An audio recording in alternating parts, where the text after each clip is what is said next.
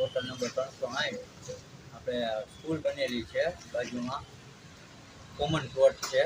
આવી રીતે જો આ શેરી છે ખુલ્લી, એની બાજુમાં આવો કોમન પ્લોટ છે, એમાં સ્કૂલ ઊભી કરેલી છે 6 માળની।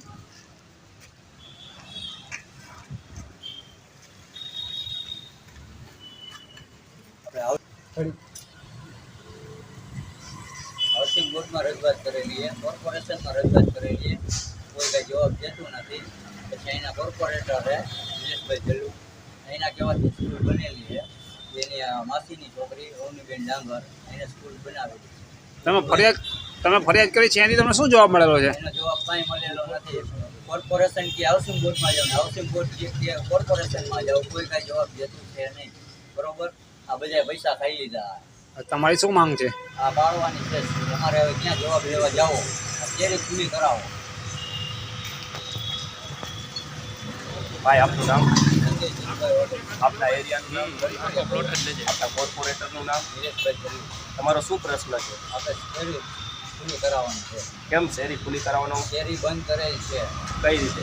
એ શેરી ખુલ્લી હતી ને 6 માળની બનાવી નાખી। આ રીતની શેરી છે। આ જો ફળંગ જોઈ લો, વિડીયો તમારો લ્યો, અમે અડાડી છે બીજો। આ બાજુ કોમન પ્લોટ છે, ઈ જ પ્લોટ છે ત્યાં।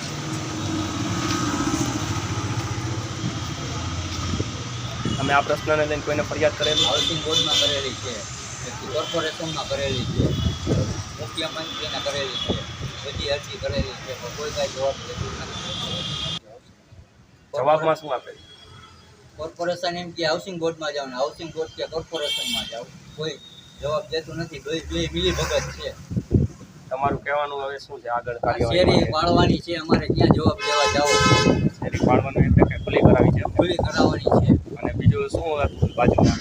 બાજુમાં કોમન પ્લોટ છે, આ સેમ પ્લોટ છે ને એવો કોમન પ્લોટમાં મકાન એને ભેગું?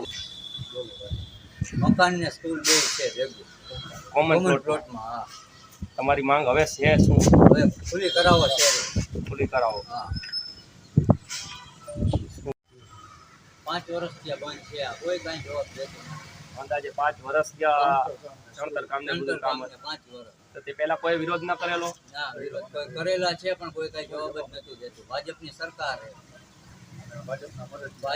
ભાજપના બધા નેતા છે, એટલે આ નાના માણસોનું કાંઈ આવે નહીં, તરત પૈસા દઈને સેટિંગ કરી લે। નામ શું? દિનેશભાઈ જલ્લુ, બીજા? અમારા વોર્ડ નંબર 14 ના કોર્પોરેટર।